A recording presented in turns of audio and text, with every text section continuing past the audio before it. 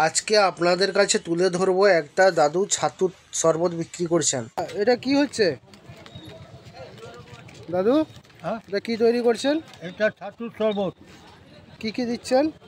লেবু, নিমক, গরম জিরা গুঁড়া, লঙ্কা, পেঁয়াজ, যেটা বলবে ওইটা দেবো। দিয়ে তৈরি করুন।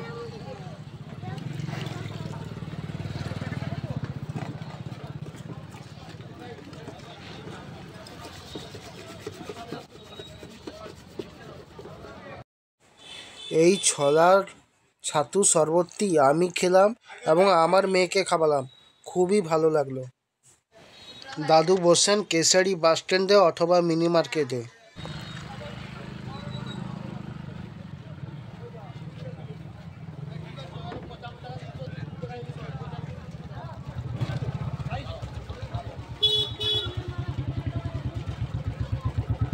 পেঁয়াজ দেবো।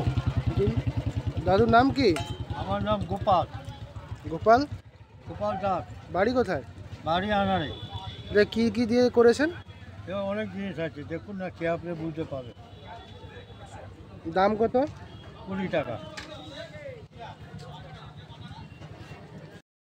শোনাই ভালো লাগছে। দেখছেন? হ্যাঁ, সবাই ভাই।